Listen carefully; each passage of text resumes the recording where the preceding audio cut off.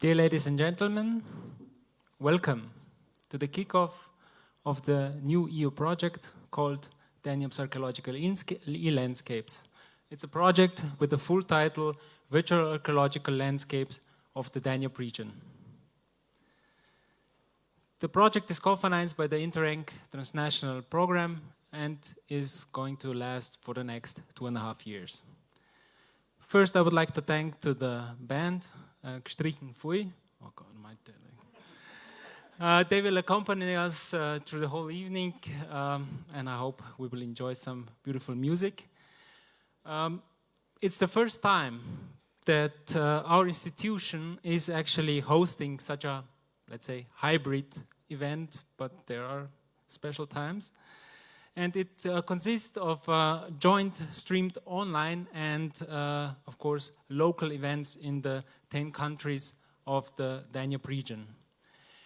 In the coming hour, we will have archaeology, we will have music, and we will have greetings from the partners in all of these 10 countries.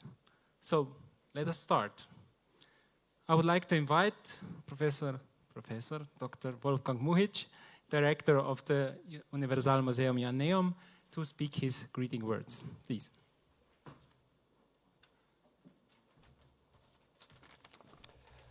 Yes, ladies and gentlemen, dear colleagues and friends, also a very warm welcome to you all here in the auditorium in Graz and, of course, especially on the screens back home to the kickoff of our EU project Danube's Archaeological eLandscapes.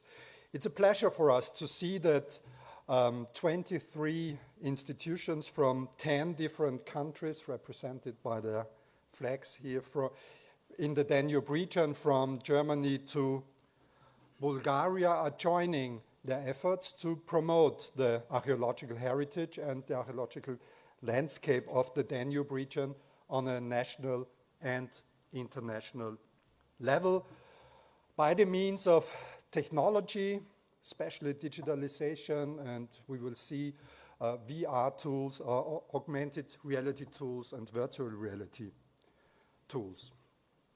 I would like, and this project is also running on the basis of one of our former projects, Iron Age Danube.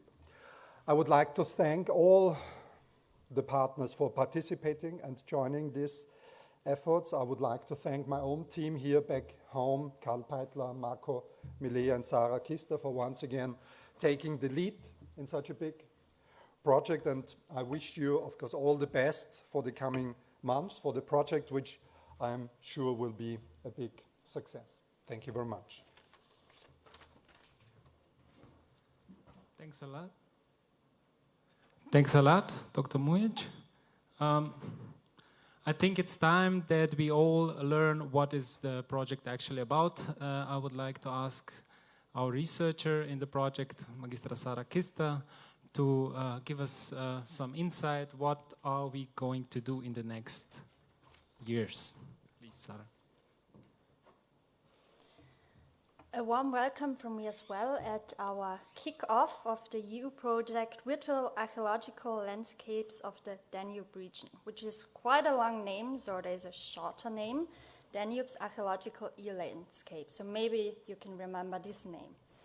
I now have the honor to present to you our project just in a few words, just about 2 minutes, just some facts.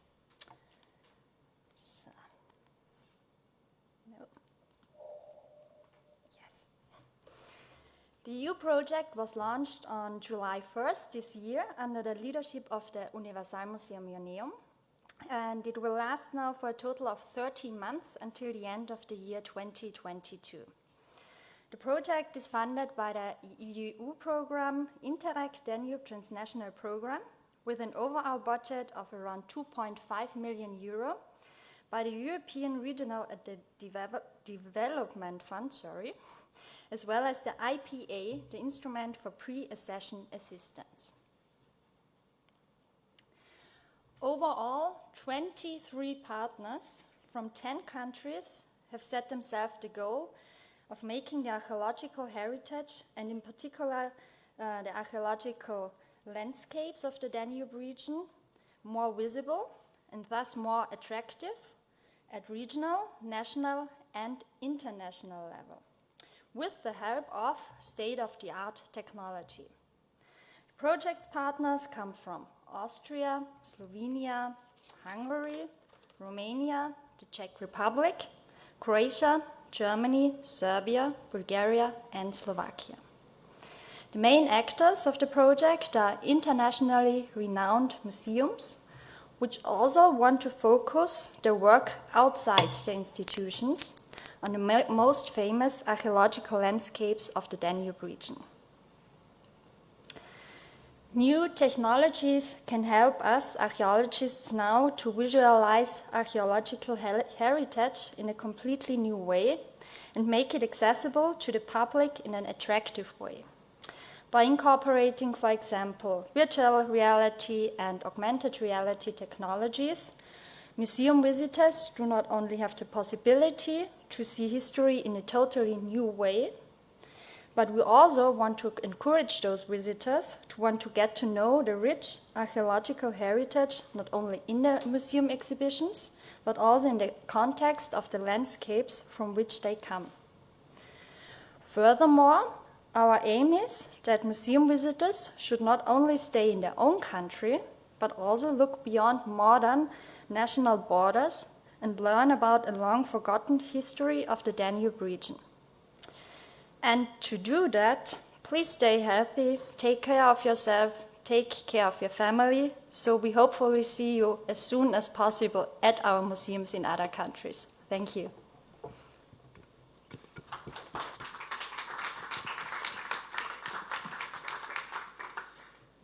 Thank you, Sarah. Now it's coming the heavy part. Will the technology at the start of the project work as we planned? We will start by just calling Ljubljana. So the neighbors, they shouldn't be so hard. So Ljubljana, can you hear us? The stage is actually yours.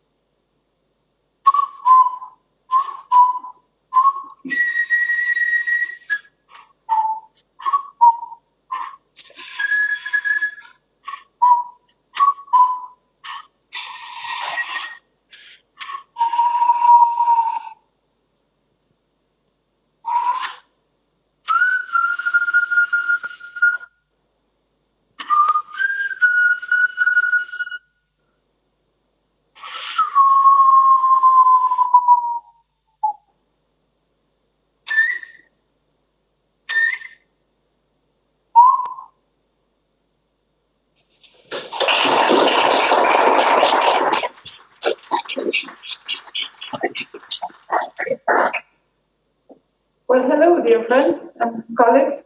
These are your partners from Ljubljana calling, if we consider us as kind of a Eurovision contest, because of the nice music we were able to enjoy. First, I would like to introduce you to our musician, Katinka Dimikarowska. She was performing on a replica of our greatest pride, the Neanderthal flute, which is 60,000 years old. She's playing on a replica. Her father was the first one who tried to use this archaeological piece, and he made a number of copies of replicas, and he is the one who proved that this stone object made of a bone of a young caveman is actually a musical instrument. So, in order to keep it shorter, I would just like to stress that we are very, very happy to be a part of this large and homogeneous and different group of institutions, and we are looking forward to contribute to the success of this project. So I would like to introduce you the other director, please. Hello, everyone. I'm Jernej Hudulin, the director of the Institute for Protection of Cultural Heritage of Slovenia.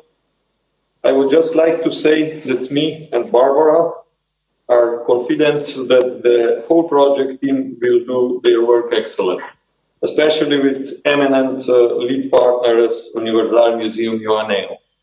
The benefit will be not only for project partners, but for all institutions dealing with cultural heritage. Thank you. Yes, and if you could conclude in the way of the European context, let's say 12 points for everybody. Thank you very much. Thank you. Bye.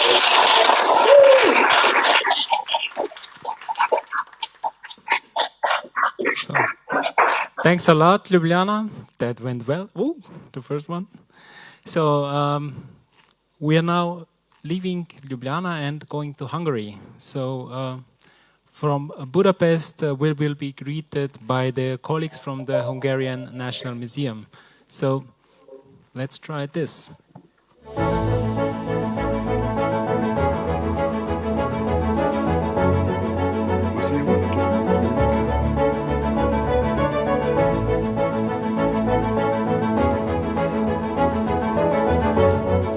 Lássuk magunkat.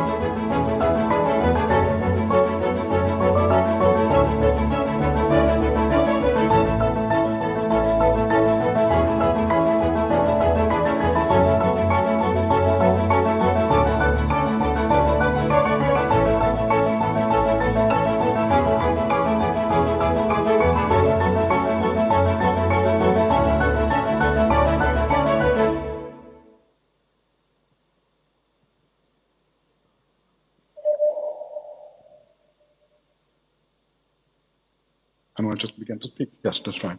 My dear colleagues, we come from Budapest, we come from Hungary. What is Europe?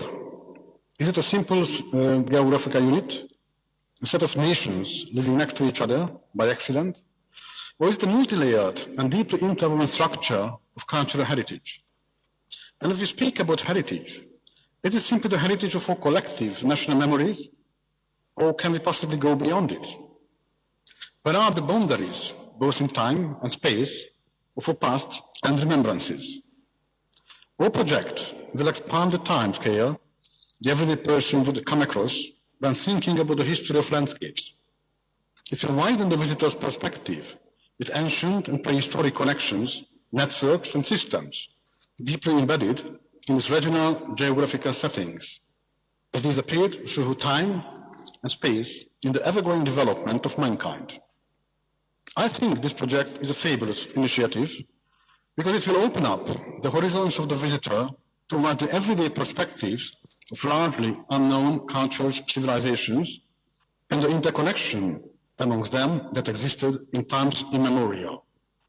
It will emphasize the deep connection and interdependence of the subregions with respect to environment, communication, and cooperation. It will show that political history is not the sole and perhaps not the most important factor in revealing developments through a journey across time.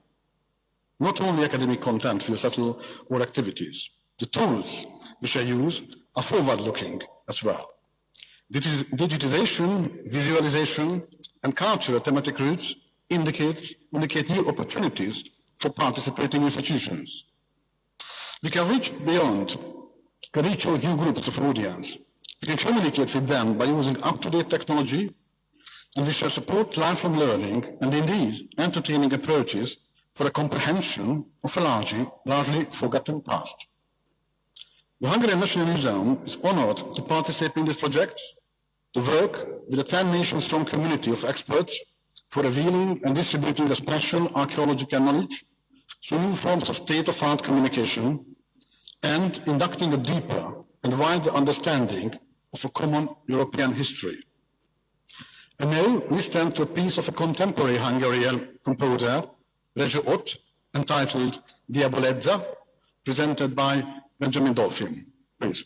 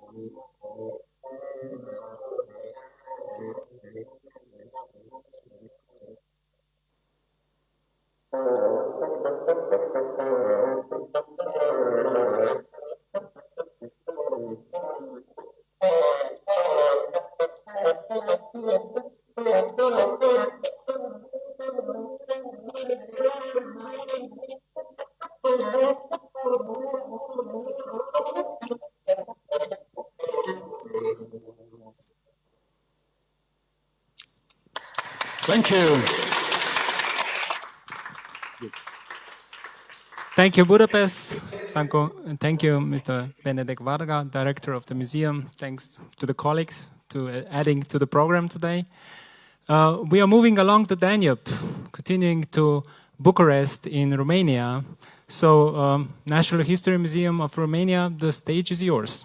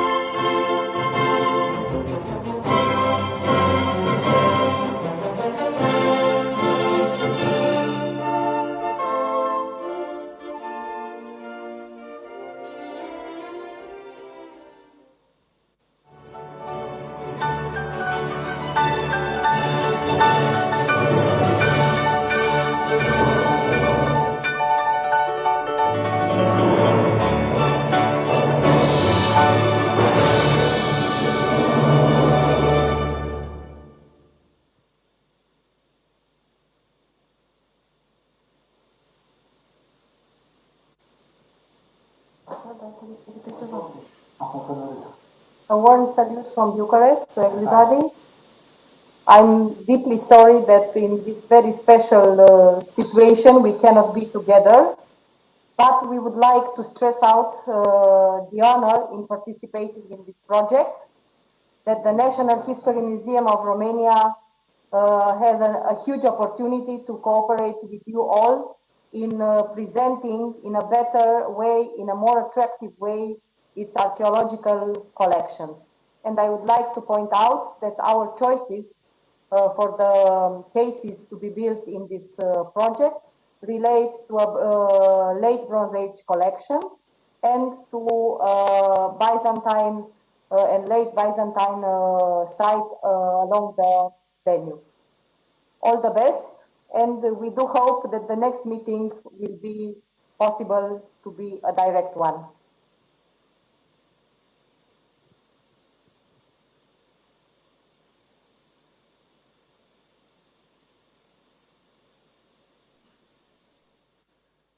So thanks a lot, Bucharest. It is difficult. There are difficult times, so we have really different situations in different countries. Now we are making a big jump to the north. Let's go to Prague. So let's start the movie.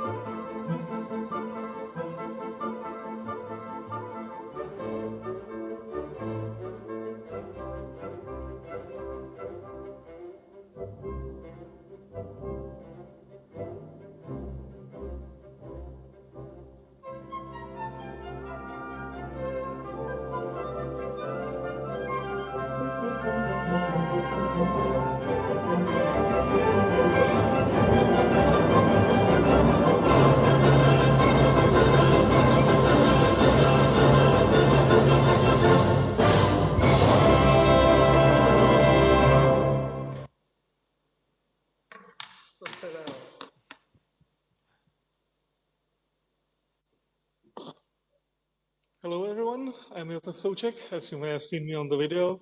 And I'm speaking here instead of our manager, Marika Tisucka, who can't be unfortunately here because of medical reasons. But we are extremely happy and excited about this project. And we are looking forward to sort of connect the Czech Republic back to the Danubian region where I think it sort of belongs. So we are looking forward to all the exciting opportunities, all the exciting challenges we are going to face. And I'm really glad we are in. Have the rest of the event. Bye.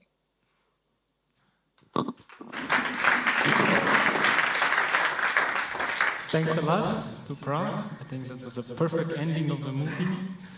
Let us continue to Zagreb in Croatia. So we are jumping a bit through the countries. Hello Zagreb, can you hear us, please?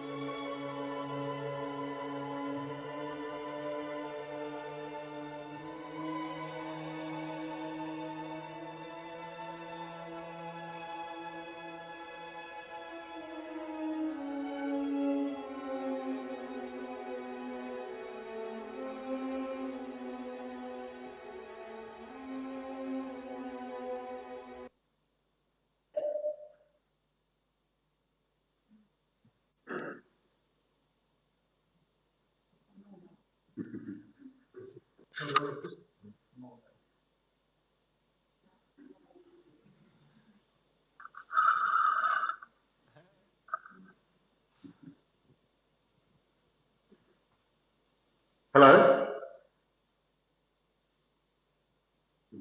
Hello, Marco. Hello, everyone. Please receive warm greetings from Zagreb, from the Archaeological Museum, and on behalf of all our colleagues, as well as our partners from the Institute of Anthropology, the Donja Voća Municipality, and Center for Prehistoric Research, please allow me to express our joy and gratitude that we are once again partnering up with such an illustrious team of experts and colleagues from, this time, not 4 or 5, but 10 countries. In a way, this is a sort of a follow-up of the previous project, Iron Age Danube, and what I can say is that the results of that project are very tangible, and we are certain that over the years to come, we shall still be harvesting the fruits of what we have been doing in the previous 2 years. This is absolutely also a foundation on which we build our trust that what we are jointly going to do for the next 2.5 years is going to not only match, but definitely to surpass our results and fulfill our wishes in bringing and presenting to the wider public the archaeological beauties of the Danube region.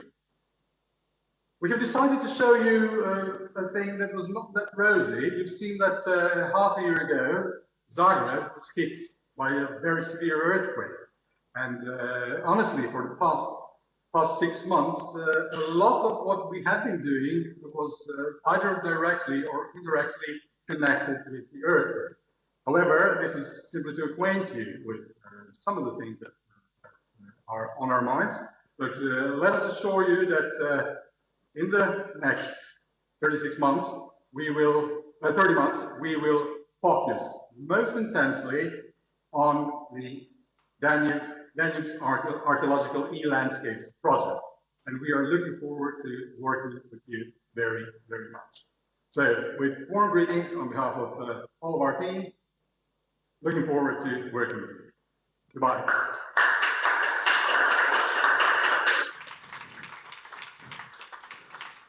Thank you, Sanjin. Thank you to Zagreb. All the best. I hope the project will help you to maybe recover also faster. And now we are going over the Alps. So let's go to Stuttgart. Hallo. Hier werden Kulturdenkmale des Landes erfasst, dokumentiert und erforscht. Zudem werden die Eigentümer beraten und das kulturelle Erbe sowie Maßnahmen zu seinem Erhalt in der Öffentlichkeit vermittelt. Hinter den Kulissen setzen Spezialisten für ihre tägliche Arbeit modernste Techniken ein. Das ehemalige Schelztor-Gymnasium, der heutige Sitz des Landesamtes für Denkmalpflege im Regierungspräsidium, gehört zu den stattlichsten Bauwerken der zweiten Hälfte des 19. Jahrhunderts in Esslingen.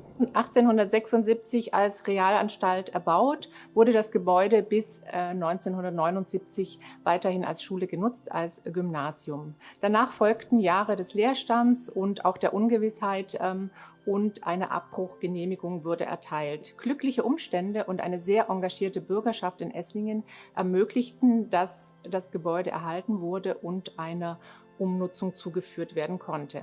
Im Jahr 2003 konnten die behutsamen Umbaumaßnahmen erfolgen und auch die Ergänzung um den Glasneubau fand statt. Das von Stadtbaumeister Wenzel erbaute Gebäude erschließt sich als Dreiflügelanlage. Die Backsteinfassade erfährt architektonische Betonung durch das Mittelrisalit mit dezentem Bauschmuck.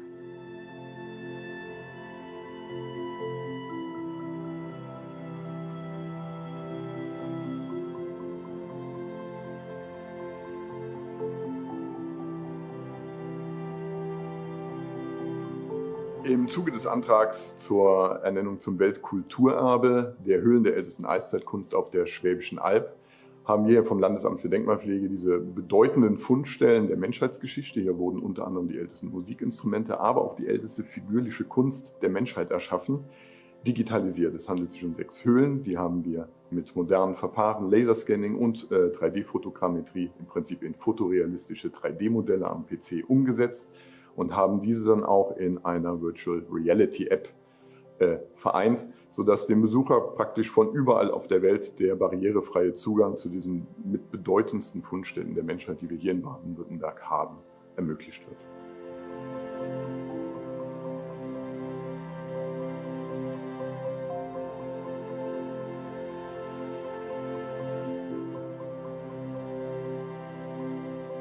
Ja, wir sind heute Morgen hier im Herzstück der Landesdenkmalpflege, nämlich im Hauptdienstsitz in Esslingen. Ansonsten sind wir verteilt über das ganze Land Baden-Württemberg. Insgesamt finden sich bei uns ca. 20 bis 30 verschiedene Berufsgruppen. Das reicht vom Grabungsarbeiter über den Archäologen, über die Kunsthistorikerin, den Architekten bis zu Juristen und Verwaltungsbeamten, also das gesamte Spektrum, um die Aufgaben wahrnehmen zu können.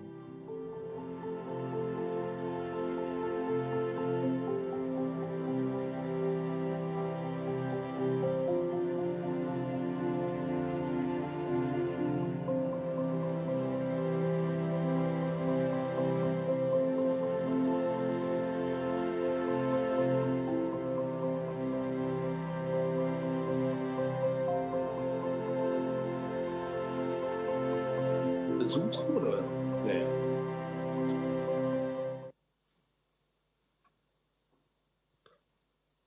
Kannst du ranzoomen? Oder? So, hello. Now online. We will go on in English. Sorry for the German introduction. So I hope you realize the subtitles in English. So, welcome to Esslingen. We are not in Stuttgart. We are close to Stuttgart, but our office, our main quarter is in Esslingen. And I would give a very brief introduction of our team. So I'm not Jonas Able. This is Jonas Able. Could you show it? Yeah. So that's Jonas. He's working on the Horneburg. So it's the upper end of the Danube archaeology with the Horneburg. He's one of our researchers, and now he's also partly employed in our EU project. And he is a specialist for digital archaeology, especially GIS, and we hope we can participate in a quite good way to in this project. So this man there is Klaus Wolf. You already know him from the introduction film. He's our president of the whole office. He's in charge for the building management and also for the archaeological service. But today he joined us as the director of the Archaeological State Museum of Baden-Württemberg. This is Manu. Some of you will already know her. She is quite experienced in the management of EU projects, in the funding and the finance, and she loves to travel, and she is very unhappy that we have to meet in this way. And we hope all together that we will join next year somewhere, not virtually, but analog. Analog. This guy there is Roberto Tapini. He's also responsible for the Horneburg, for the management, but also for the research, and he is also working in our project. Myself, I'm Dirk Krause. I'm the head of the Archaeological Management Service here in Baden-Württemberg, and I'm also leading and coordinating the Horneburg research at the Upper Danube. And this guy there is also an archaeologist, but is already retired now, Hans Lang, Long John, and he will give us he will play some typical Swabian music for us. So, Swabian music for us. So, bye-bye, and hope to join you in reality. Okay. Hans, it's your floor.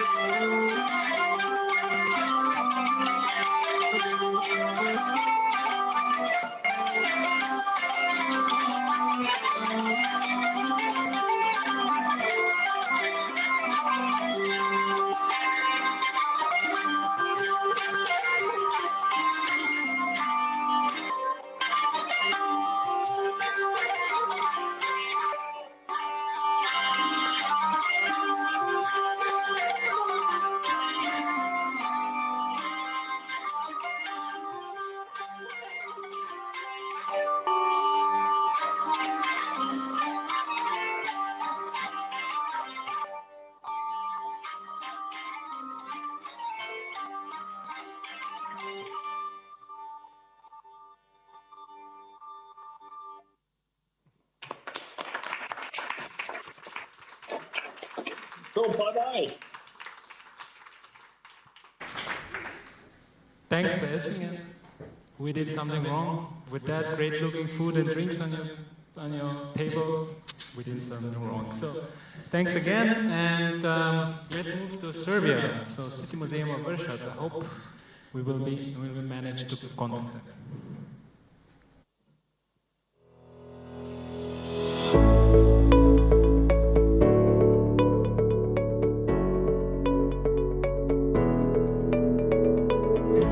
The City Museum of Vršac was founded in 1882 and is one of the oldest museums in Serbia.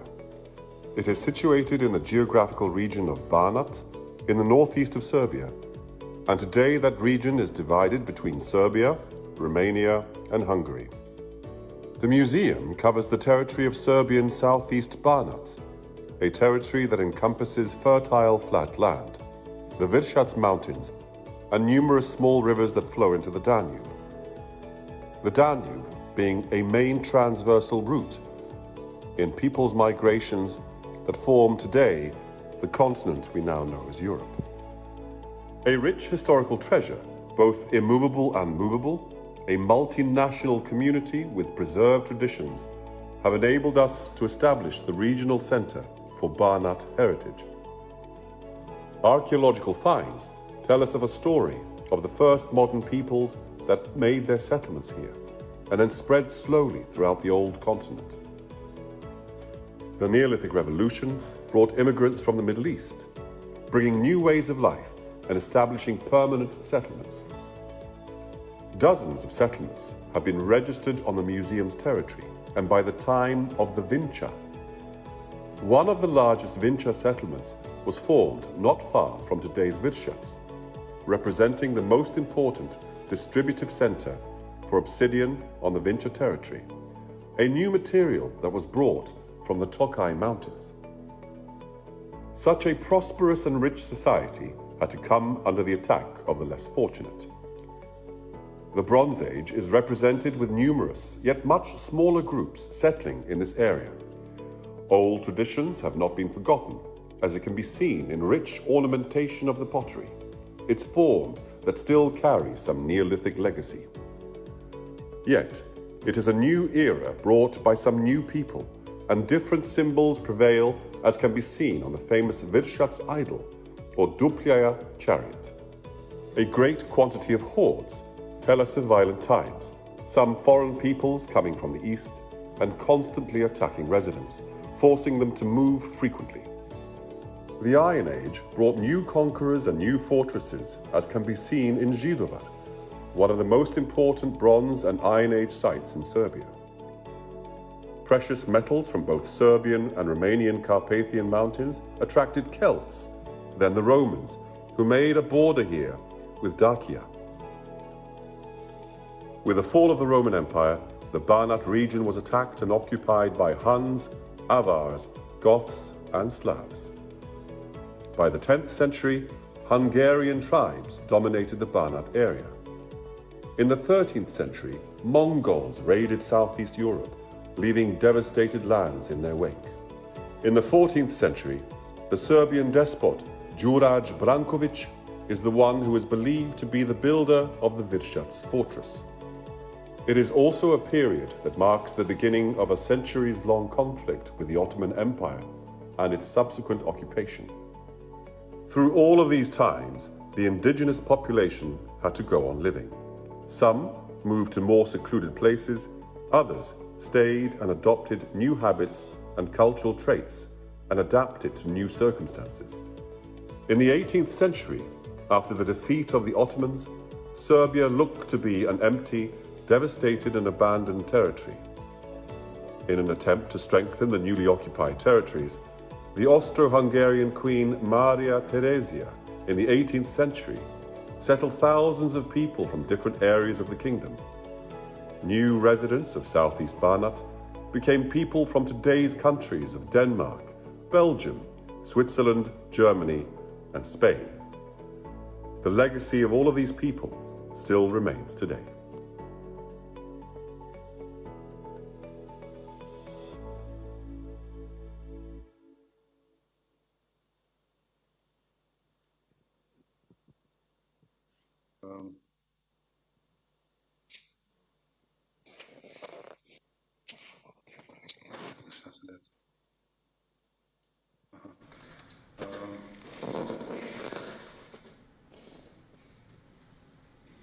Dragan, can you hear us?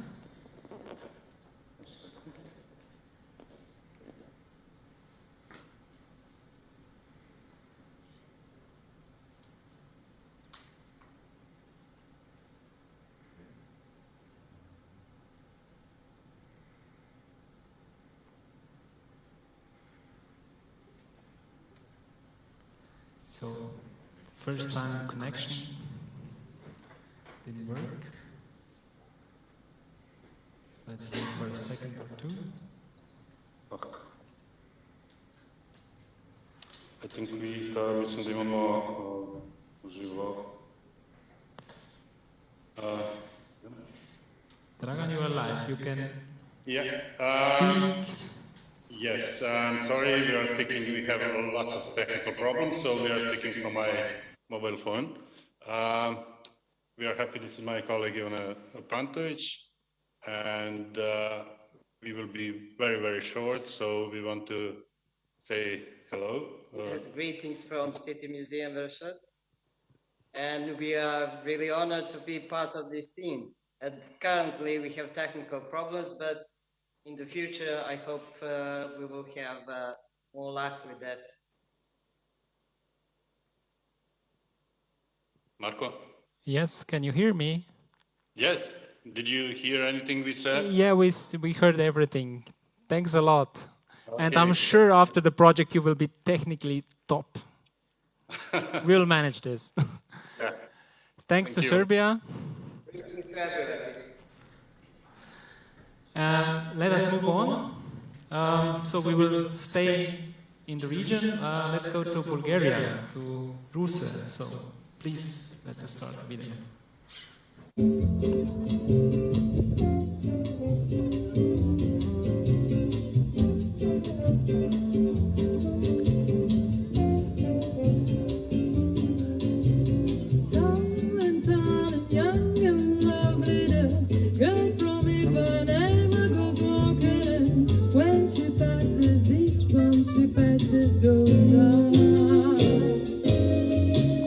When she walks, she's like a somebody, swings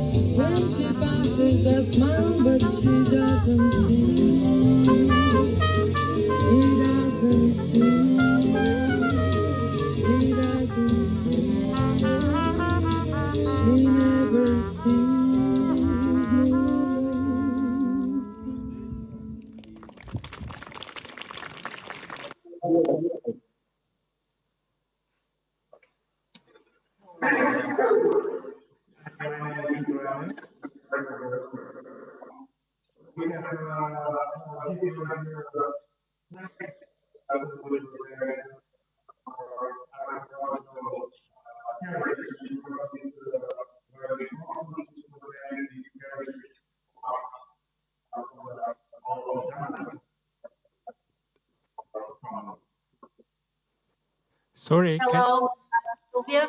I'm part of a social group in this project. Hello everyone, my name is Iskren and I'm the third element in this team, the team of the Rus Regional Museum of History. As Professor Nenov already mentioned, we are managing several archaeological sites. You have just seen on the video only one of them. This is the medieval town of Chervan, and we truly believe that this project will help us improve the presentation of this archaeological, both landscape and heritage in one. Thank you very much and goodbye.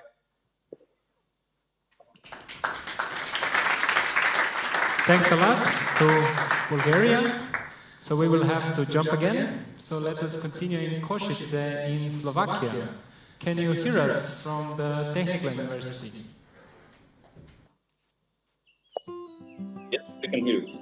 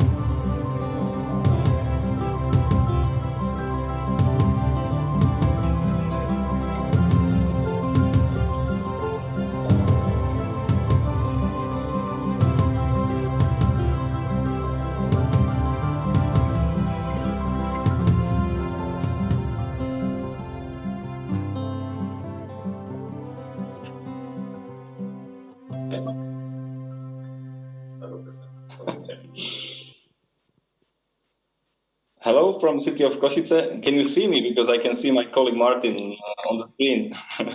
I will present for Košice. We see just your colleague. Okay, so this is Martin Dujčak. He unfortunately... Just open your mouth and speak.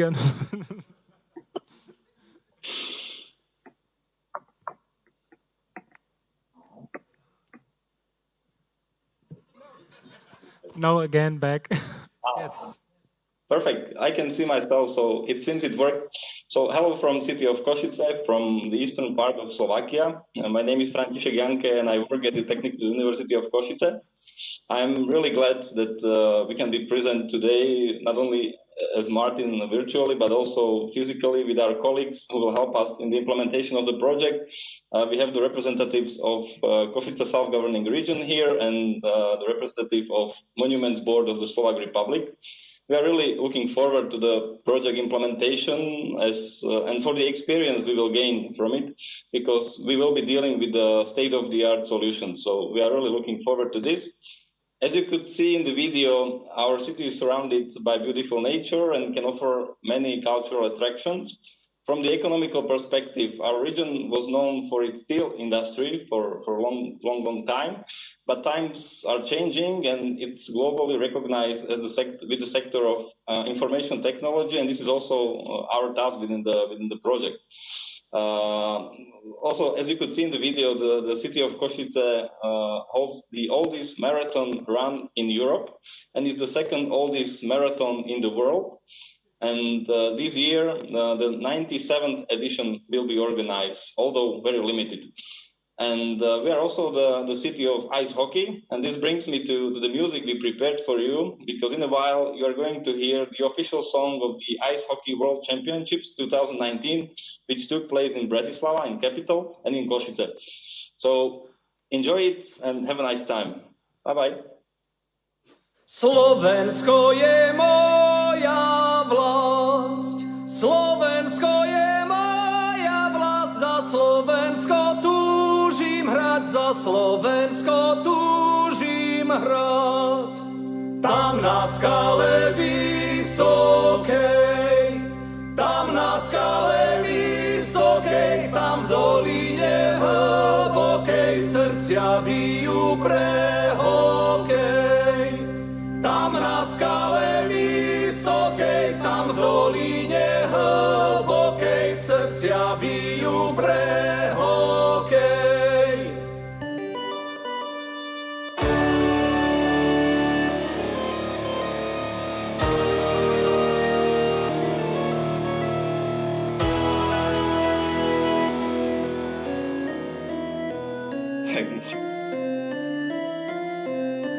Ešte nie je rozhodnuté, chlapci, do toho. Ešte nie je rozhodnuté, chlapci, do toho. Chlapci, do toho. Chlapci, do toho. Chlapci, do toho. Až do brány, až do brány, až do brány, johoho. Chlapci, do toho. Chlapci, do toho. Chlapci, do toho.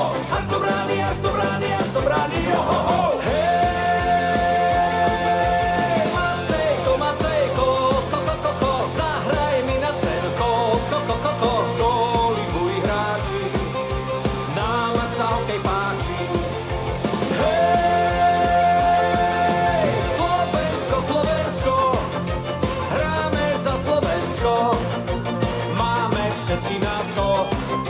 Lepší vyhrá zlato. Hej, hej! Hej, hej!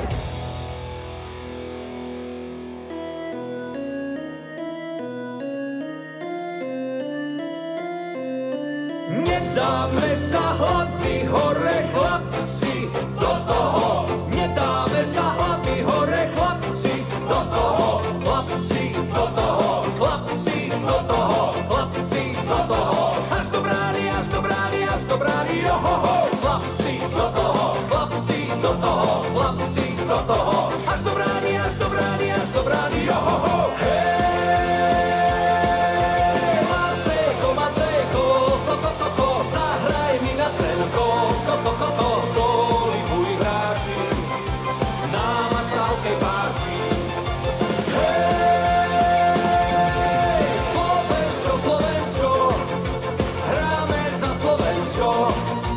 Máme všetci na to, lepší vyhrá zlato. Hej, hej! Hej, hej! Hej!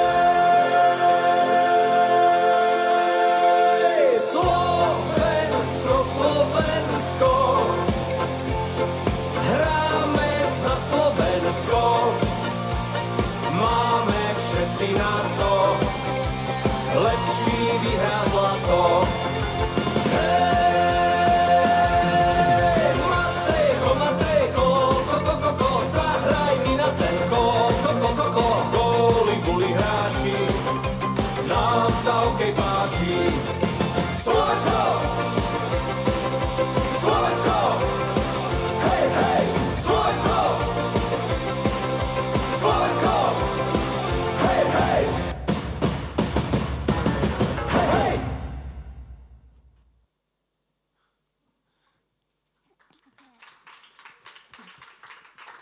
Thanks to Košice, I'm sorry, I'm not expert in hockey, but I saw there lots of shiny faces angestrichen Pfui, where looking they really enjoyed the music. Oh God, we were through with the communication with the partners, so we're coming back to Graz. So let's start the movies.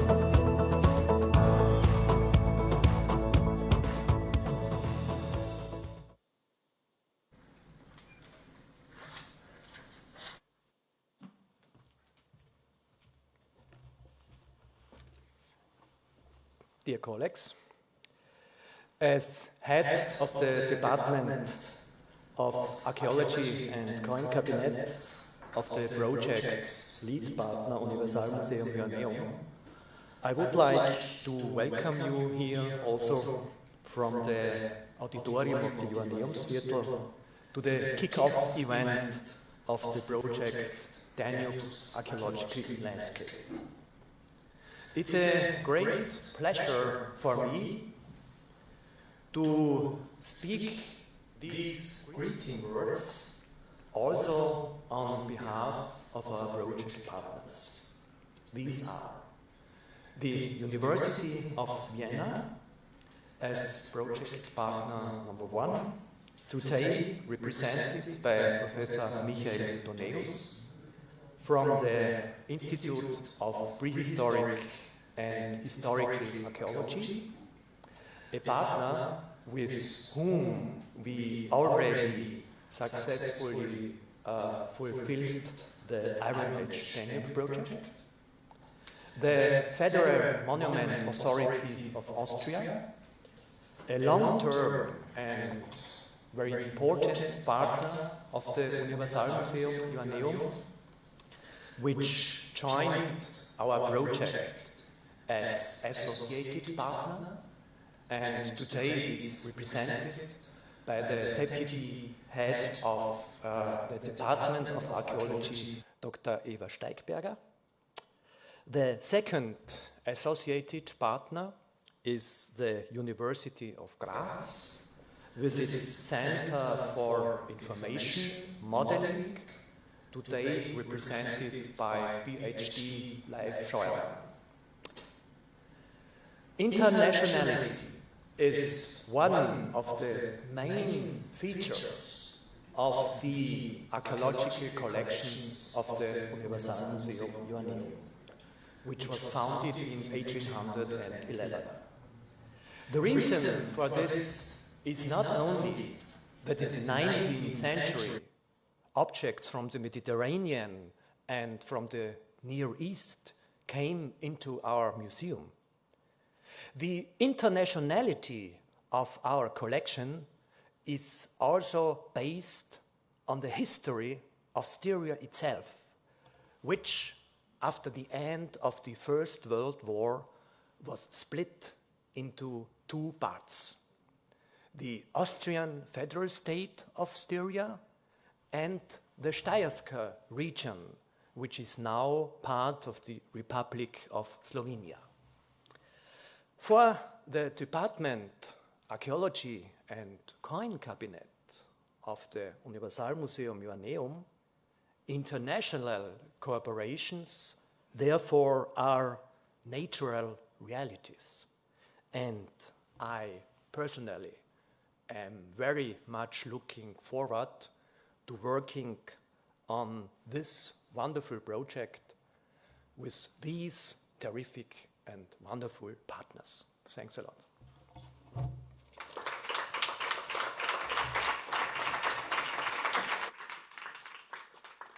So thank you, Karl, for these greeting words. We are at the end of the first part, actually. I'm happy that technically we survived. I hope we could present the actual diversity of the project and also the cultural heritage in the Danube region. We saw a lot of monarchy in the music, in the representation, in the buildings, but archaeology is different.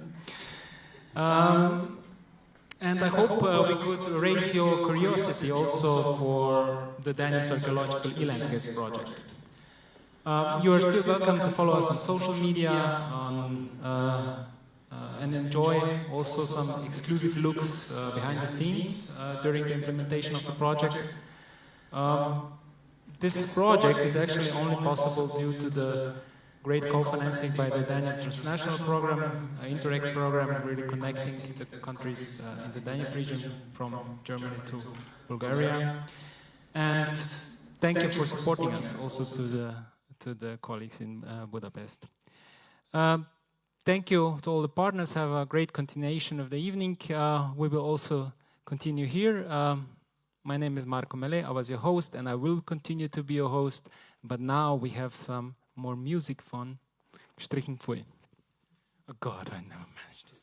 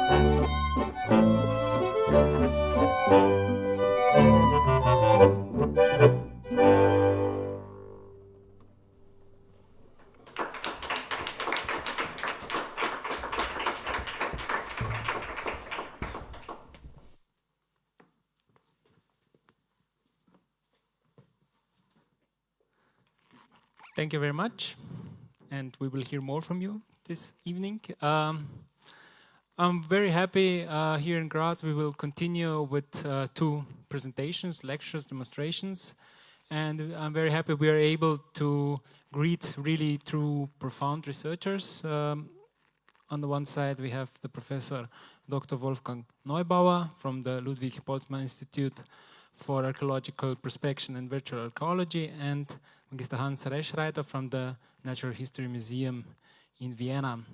So I would like to invite Professor Neubauer to the stage, and let me introduce him just shortly. So Wolfgang Neubauer studied prehistoric archaeology, computer sciences, and mathematics. He's a corresponding member of the Academy of Sciences, professor at the University of Vienna, director of the Ludwig Boltzmann Institute for Archaeological Prospection and Virtual Archaeology. He's dedicated to the development of modern non-destructive digital technologies for the exploration and documentation of archaeological landscapes, such as Stonehenge, Carnuntum, Birka. Known through his discoveries such as the Gladiator School in Carnuntum and new monuments around Stonehenge and in Scandinavia, he was voted Austrian Scientist of the Year in 2015. I hope I listed half of the stuff you're doing, but please, the stage is yours. So thank you very much for the friendly invitation to contribute to your kickoff meeting for your new Interreg project. It's now more than 40 years ago that I got hold of the first of 2 prototypes of a completely digital theodolite. And in a weekend we measured the topography around a medieval castle. And this was in Herbruck, where the company Wild, now Leica, had her main seat until today. And we had the chance for the first time to see a geographical information system working. It was a complete room filled up with computers, a screen in the size of this, where they had the first development works done. And then our data just show up as a digital terrain model, as I said, some 40 years ago. And when I came to the University of Vienna, it was an introduction in geodesy, where we heard that in archaeology we will never have these new tools, these digital theodolites. And probably we had them before.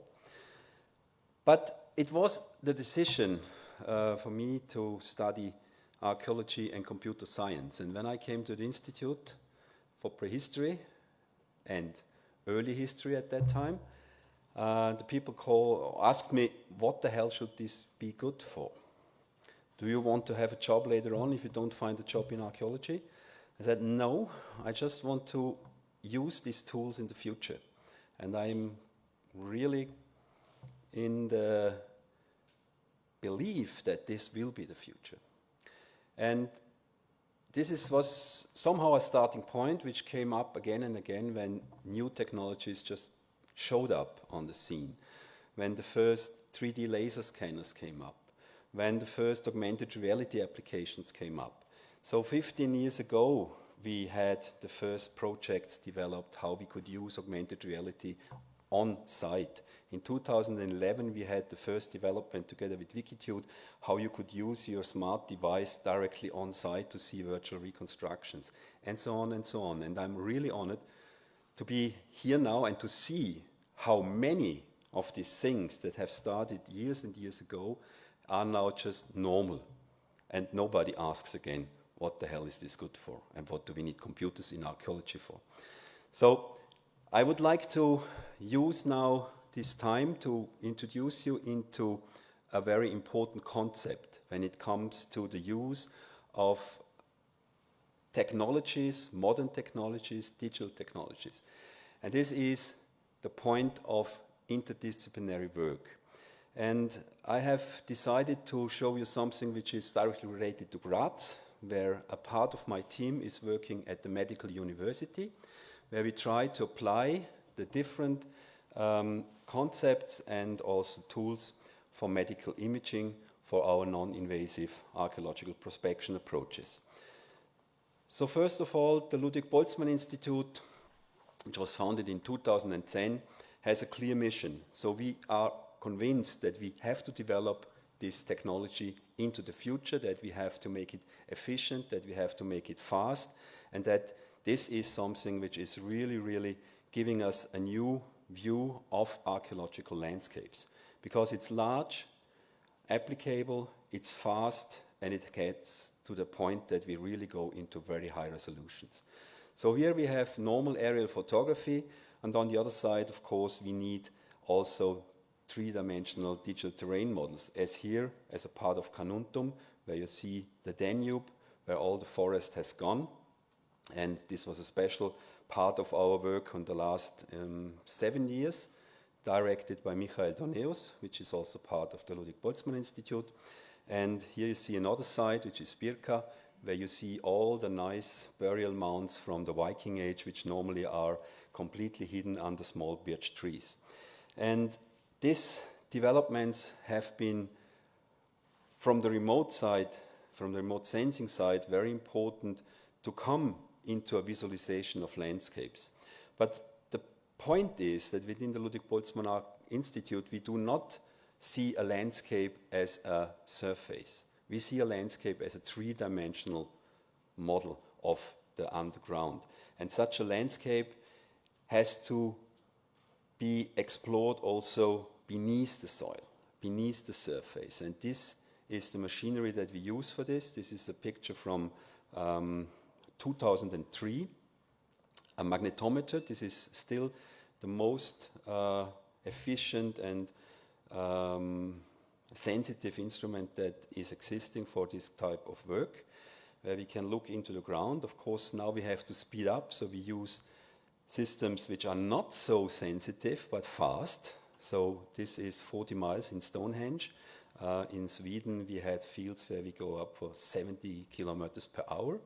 Then I was asked by my colleagues if I'm crazy. So now they go slower and therefore more sensitive for the instrumentation. So I'm breaking all the things down, but this is also part of my job. I have to test the things to their final point. This is the pictures that we actually get out of these machines. So this is 6 hectares. This is something that is possible to measure within 1 hour.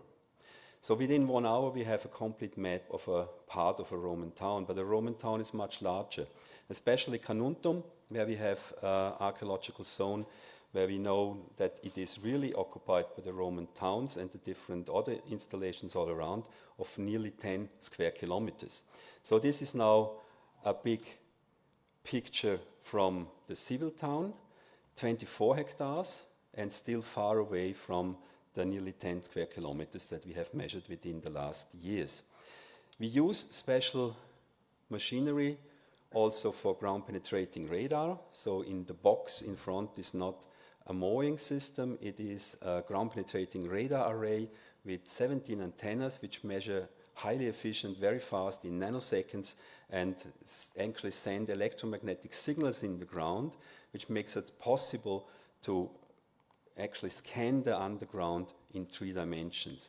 And these 3 dimensions are important because, as I said before, our view on an archaeological landscape is that this is something which is a buried archaeological stratification that we actually would like to explore.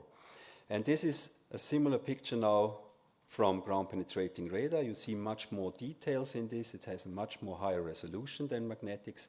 And we combine all these different methodologies into a big data set.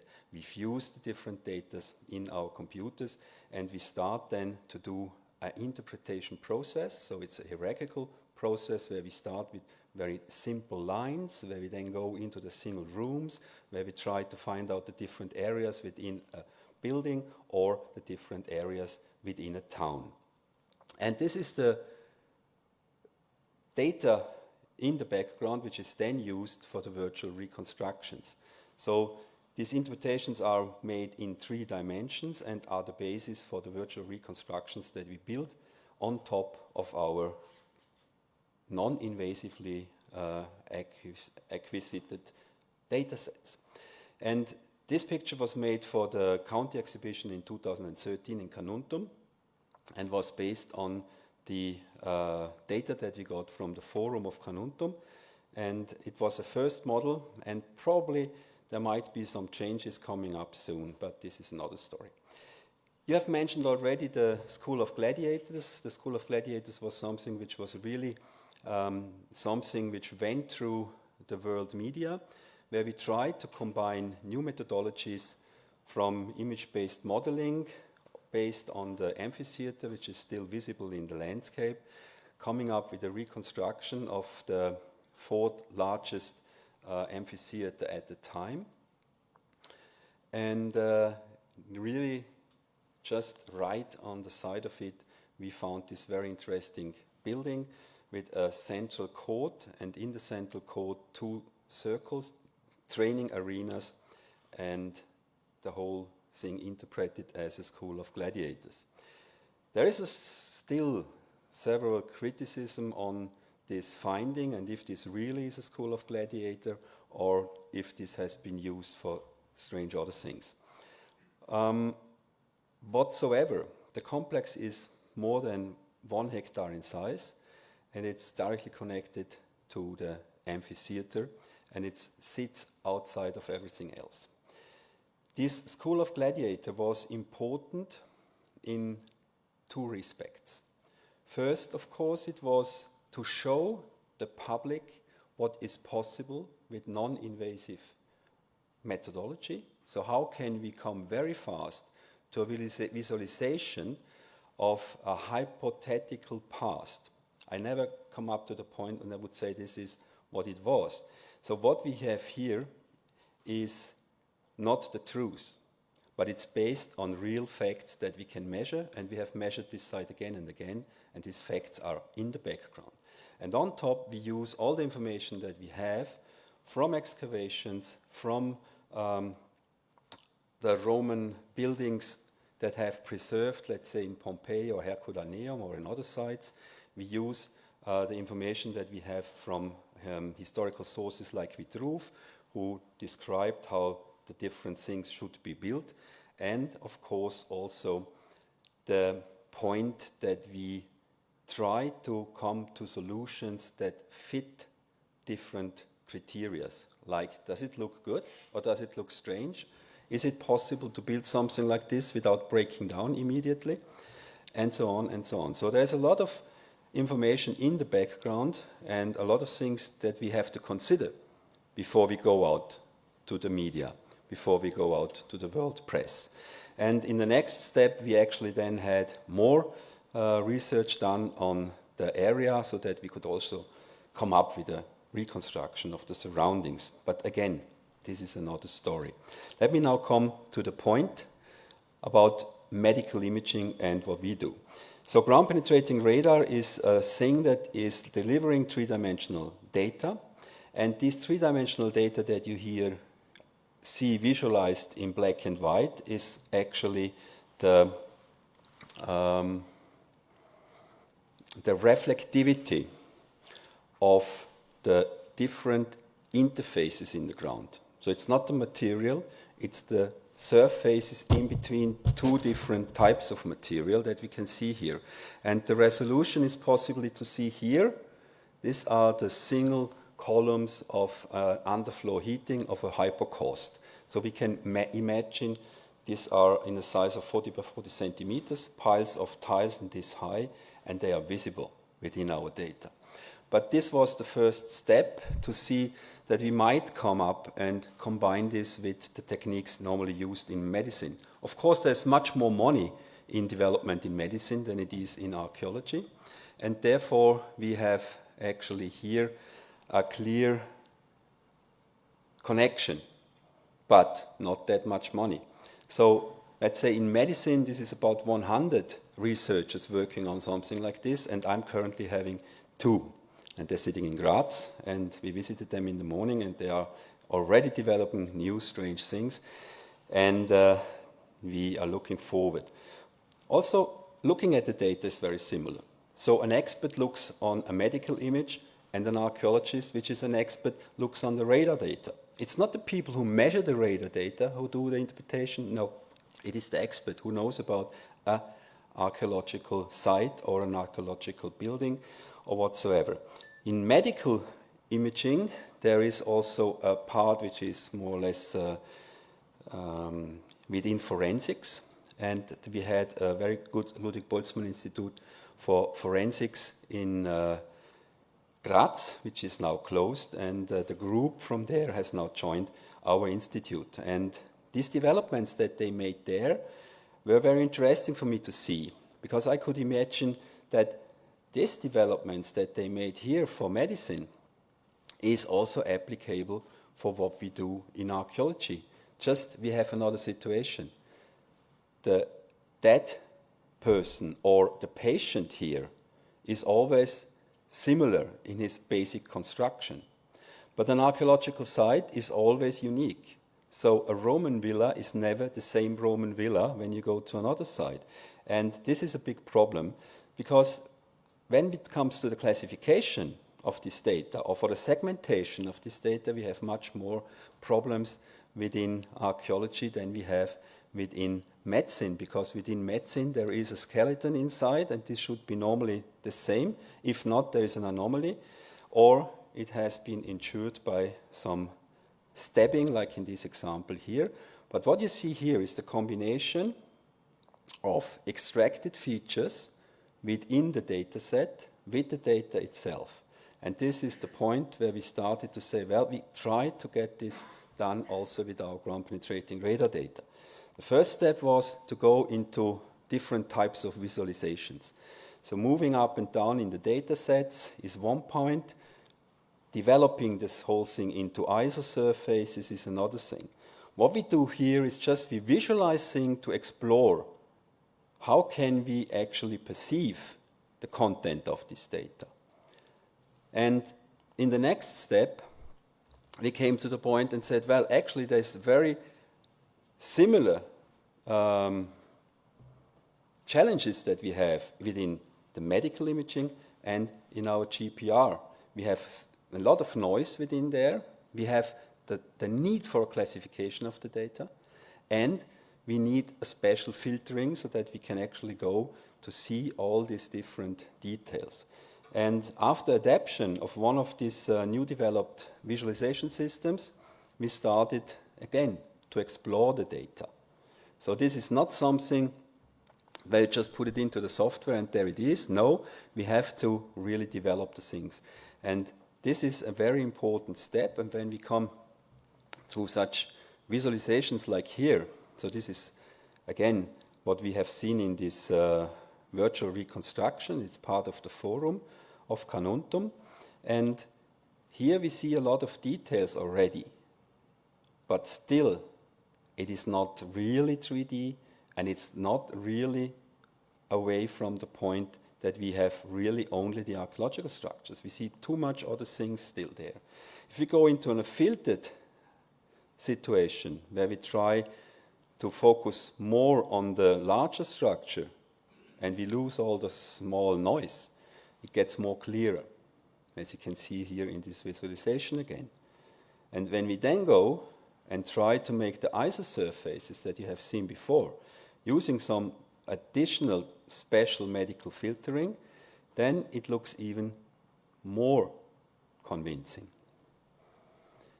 And when we now fly into this visualization, you start to see individual stones within the walls. And this is the point that we have never been able to see before. What are we really able to resolve with our ground-penetrating radar machinery? And as you can see here, this looks very convincing. So the individual stone is possibly to measure, and this means that without any excavation, we can visualize more or less the same thing that we could excavate with a huge amount of money, with a huge amount of time. And of course, we have seen before from our colleagues from abroad that a 3D printer is a machine that you even can put in your museum, and people are interested seeing how things that actually are only virtually in the museum to become materialized. And this is the point here. I have not the model with me because I had to give it away on last Monday to a good friend who wants this for next Sunday birthday party of her husband, which died around Christmas, which is Wanda Bertoni, one of the very famous sculptorists in Austria. And he has bought there a large area, and within this large area is a big Roman building. It's a super big Roman building, but this is again another story. And yeah, I brought her this 3D print, and this is now standing around all the other sculptures in the Wanda Bertoni Museum. So that's the reason why I cannot present you this, but you can imagine, you know how 3D printing works, so we can actually materialize the things that nobody can see because they are invisible, buried in the ground. And it's also nearly 20 years ago when I did write my first paper, Making the Invisible Visible. And this was also the year where I made the first paper on, the title was Archaeological Prospection as an Important Application for E-Culture. So, as I said, I'm really, really happy to see all these things happening now. 20 years ago, it was just crazy when you did a paper like this.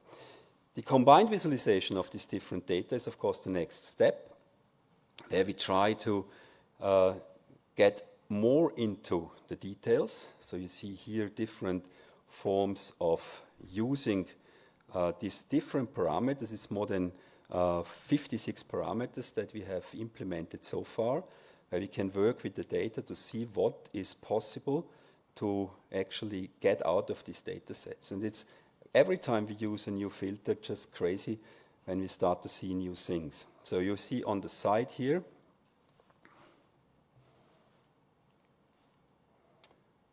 this is a sewer, which takes the rainwater from the roof, and the building itself is the curia at the front of the Forum of Carnuntum. And within this curia, there is this very nice floor, and underneath is the floor heating system that you have seen before in the data set. But let's go a step further on. Important is now to get this development together with what we did normally. So normally we just worked out a manual interpretation of the data with a lot of drawings and worked out of these drawings a 3D model. Taking this 3D model now into this approach that we have seen before is a very important step because we have a kind of pre-classification that is possible for the segmentation of the structures. And if we do so, we can actually segment the individual parts of the building very detailed and without all the different noise and all the disturbing things. The disturbing things is, of course, also archaeologically relevant, but not in this first step. Now we want to have the walls. In the next step, we take all the other things and start to think, what could it be? And this is then again combined with the virtual reconstruction.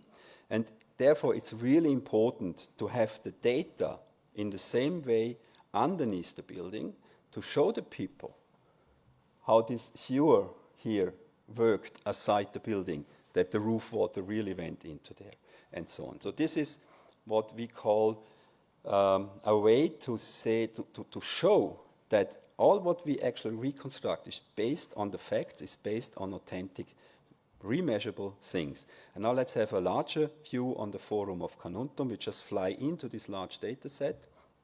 So it needs rather large computers, and my colleagues today in the morning had a good time. They got a new computer system from me because they made so good work, and I hope then it gets even faster and faster. But you see how fact is combined with hypothesis, and this is an important point, because if not, whatever you do within your projects, the people will say, is this the reality? No, of course, it's not a question about reality. It's a question which is far away from this. It's what is possible based on the facts that we still can say this is a hypothesis which is scientifically valid. And that's the most important thing. And this is also something that you should take in mind whenever you go into the museums and do your presentations. Never tell the people that this is the truth. Thank you very much.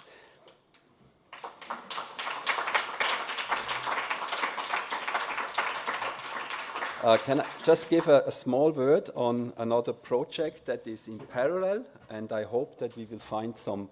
Can I just have the screen once again for a minute? And this is Living Danube, Limes. So this is the second project which was actually accepted in Austria, and we are lead partner, and it would be really nice to work together also in the next years. And we have a very nice thing. We take our machinery and we make a roadshow along the Danube to the Black Sea. And at the moment, they have started to build a Roman ship.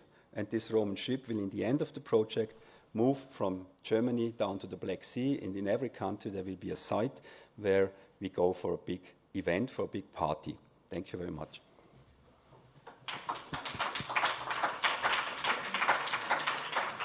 So, thanks a lot for the presentation. I think this is also the reason why we also invited, one of the reasons, because now we have two really major projects in this Interreg Danube program which are complementary and which will hopefully really create great impact. Before we continue, let's have a short break with some music. So I have to read this title. It's Gestrichen with Damenjagd.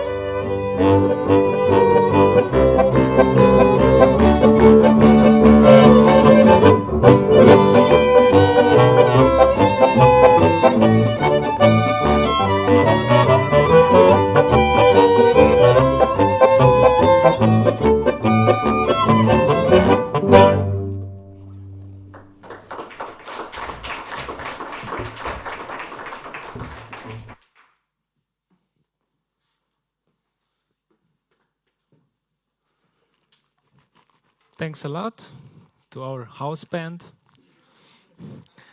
Let us continue with archaeology. So Hans, please welcome on the stage. Hans Reschreiter, he's an archaeologist. He works in the prehistoric department of the Natural History Museum in Vienna. He leads the archaeological excavations in the Hallstatt salt mines. His main research interests are prehistoric salt production, prehistoric crafts, also experimental archaeology, ethnoarchaeology. He's known also as the finder of the oldest known wooden staircase in Europe in a mining chamber in Hallstatt, so dating back to the Bronze Age. Hans, please take us under earth. Yes. Yes, thanks a lot for the invitation and thanks a lot for the possibility to be part of this kick-off meeting. Hallstatt delivered salt for thousands of years to the Danube region, so Hallstatt always was part of the Danube region. Yes, we go back to invisible heritage, as Wolfgang already mentioned. The next minutes we will spend in this beautiful valley. This is the oldest industrial and cultural landscape we know in which production still is happening. It's the production of salt. There's no other landscape in the world with a longer production. Yes, it's all about this.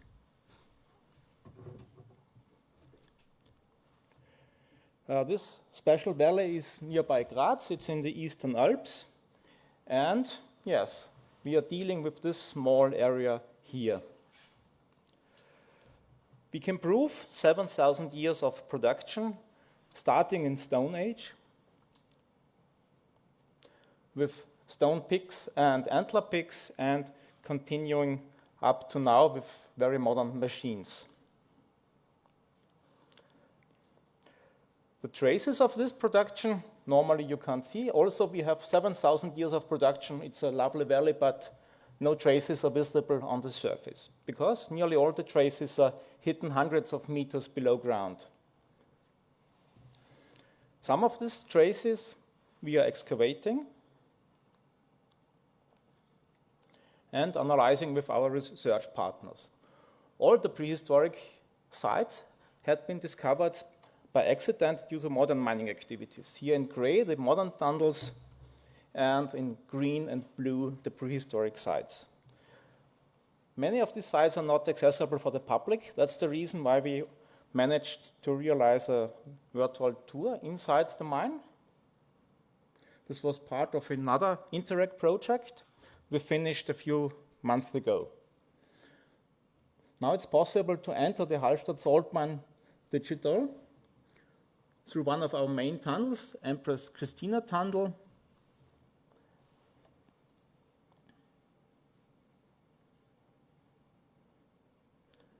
And after 400 meters, we enter the center of our research at the moment. This is the site Christian Tuschwerk. Here we have more than 150 meters of research tunnels in a Bronze Age mine.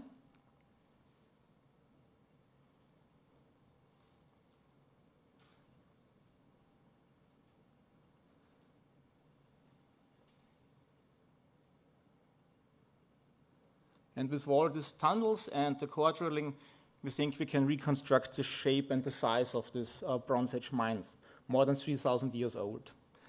Here we have other Bronze Age mines in Hallstatt. Now we switch to early Iron Age.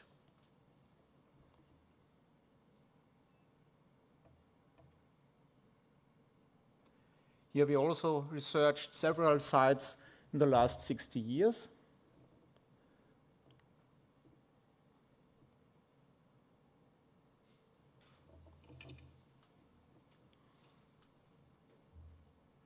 We start our journey in this gallery down here. This is a gallery where prehistoric remains of the mining activity are preserved. And from this place, we can reconstruct the biggest prehistoric gallery we know. This gallery is more than 300 meters long, 20 to 25 meters high, and 10 to 30 meters wide. And this gallery collapsed 662 before Christ, but a few years later, the next gallery was organized, and the next gallery and so on. So we can prove that this part of the salt deposit was very intensive used in prehistory. So we have several huge prehistoric mines.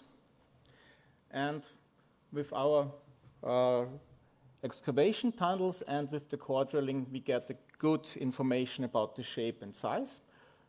One of these Bronze Age galleries, it's double as wide as this room, 3 times as long as this room, 4 times as high as this room. This is only one of these galleries.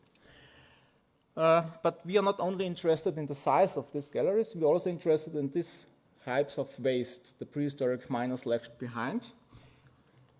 Because in this waste, everything the miners left behind is perfectly preserved. This is one of our research tunnels cutting through these layers of waste.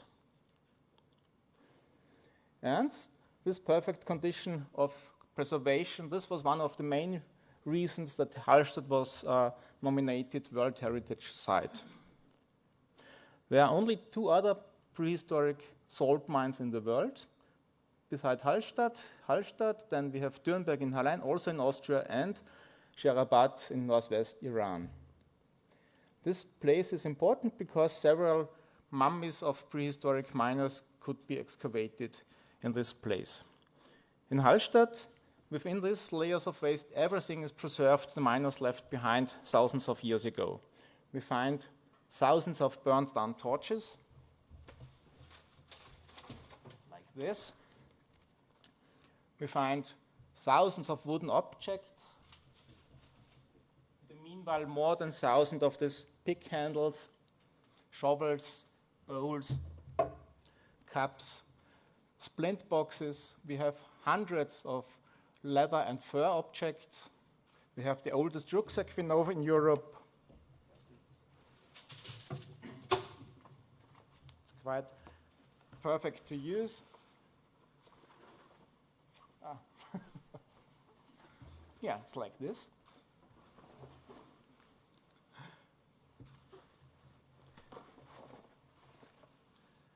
We have carrying bags from Bronze Age, we have shoes and all the other stuff. We have caps from Bronze Age.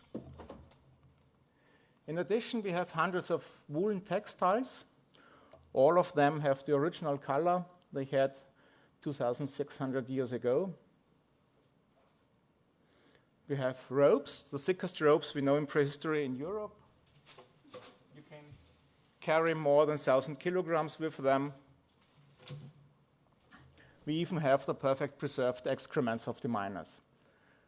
Yes, and with all this stuff, we can reconstruct the conditions of working and living inside these mines. But we are not only interested in conditions of working and living, we are also dealing with resource management. We are dealing with wrapping. The prehistoric tappers had been wrapped with bast stripes, like this. Today we use plastic bags. So we research in the history of wrapping, one-way wrapping, and things like this. We're also dealing with resilience and with crisis. We can prove that the Hallstatt miners faced things like this several times. So these mine workings were interrupted several times, but the network around Hallstatt was so stable it was no problem for the Hallstatt people to continue and to start again. So we are dealing with several things in Hallstatt, but nearly nothing of the things are visible in Hallstatt. As I mentioned, 7,000 years of history from Stone Age up to now. Last year we had 500,000 visitors standing in Hallstatt, admiring the landscape, but none of them realized that they had been standing in a really unique landscape. And also if you're inside the mine, in our research tunnels, you get no idea of the shape, of the dimension of these prehistoric mines. And this was the starting point for our VR project, because you have no idea how huge these prehistoric galleries were.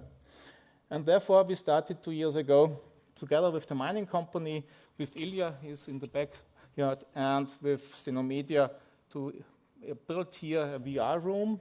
And with this VR room now it's possible to be part of the Bronze Age mine, to get a feeling of these mines, to be part of the workflow in this mine. So this is the first step. You will see a demonstration in a few seconds. We're going on with apps and augmented reality, and we're also planning a game, a prehistoric game to Hallstatt. So yes, we want to visualize this landscape and show the feeling of Bronze Age miners. This is embedded in many partners, but let's start the VR.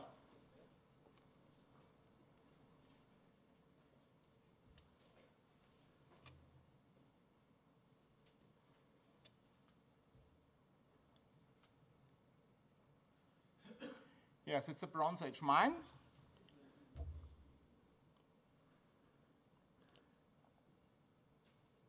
And Ilya will start in one of these huge prehistoric shafts with a diameter of more than 10 meters, if it works.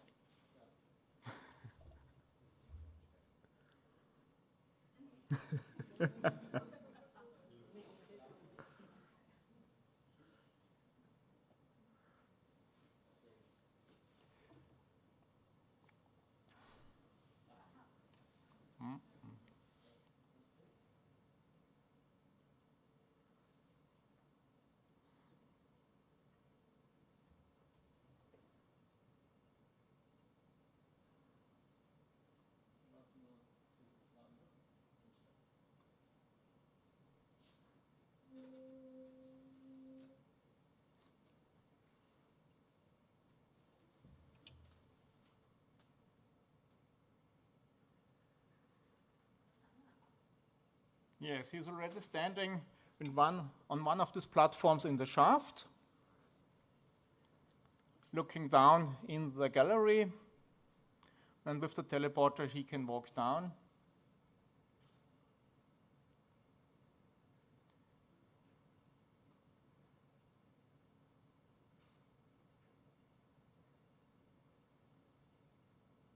And now Ilya is in the center of this huge gallery, as I mentioned, more than 50 meters long, 25 meters wide, and up to 15 meters high. With the teleporter, he can walk around.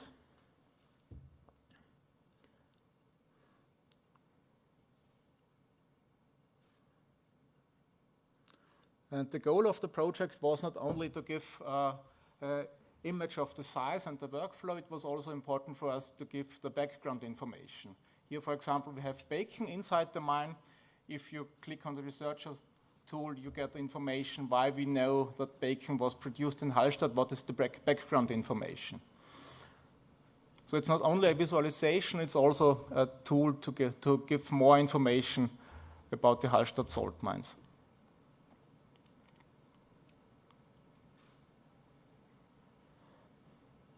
This is the wooden staircase. It was already mentioned by Marco. Here we have the miners working on the staircase, transporting the salt. And you also get the background information about this special wooden construction. We tried to show the complete working process inside the mine, from breaking the salt, sorting the salt, transporting the salt.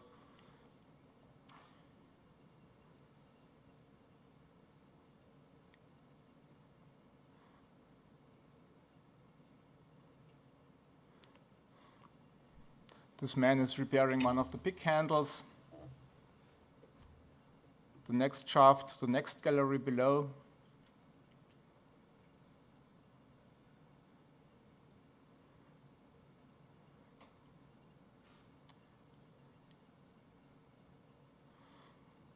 Yes, the information to the bags, like this. And it's also possible to get information about our research tunnels. So you can visualize the tunnels I showed you before.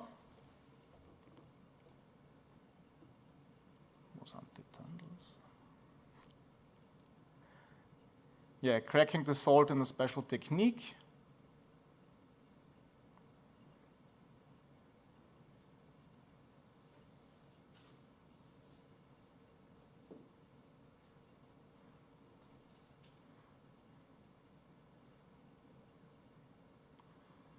Yes, and all the tools and the size of the gallery, all these things are based on our excavations.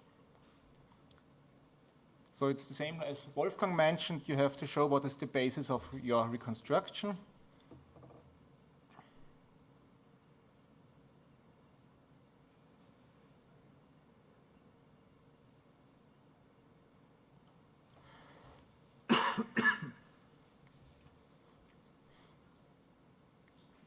Oh, sorry.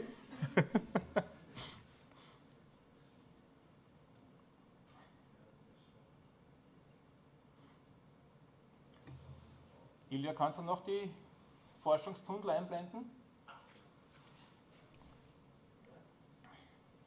Yeah, these are the research tunnels we excavated in the last 30 years. So this VR is also a training tool for our new students to get an idea in which tunnels they are working and what is the next step in our research. Yeah, this was a small glimpse to our VR. The next step is to continue this VR on the surface and to go in a game, including the work inside the mine and also the landscape outside the mine. Machst du noch kurz das Spiel, oder?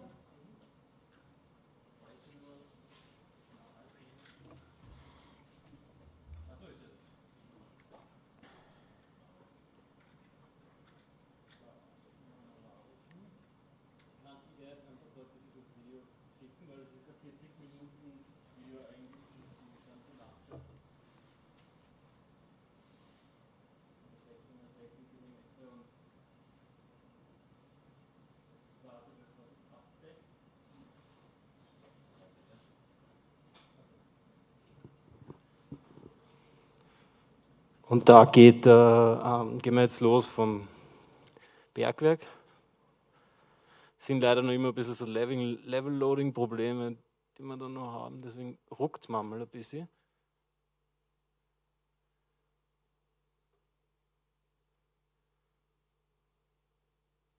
Ich werde mal ein bisschen vorspringen. Da sind wir gleich beim Haus, weil da sieht man ein bisschen so die Interaktivität,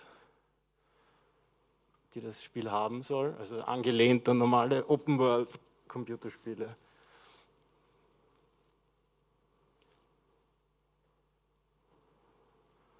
Das ist quasi, man kann Dinge aufheben, Dinge verwenden, hat ein Inventar, muss essen, hat Hunger, hat Durst. Die Tiere sollten auch schon reagieren. Ne?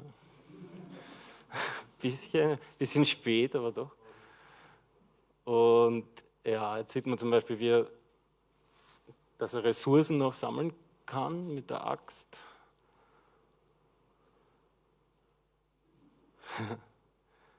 Die hat er jetzt in seinem Inventar.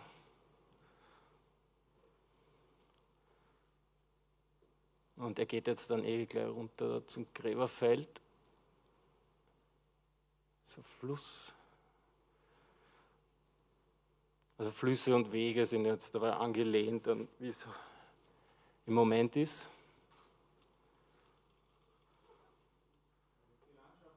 The landscape is the original landscape as we have it in Hallstatt at the moment, and the main group of visitors in Hallstatt are school children. And we think that we can give the information about our research with a game like this to them. Okay, that's about Hallstatt. Thanks a lot.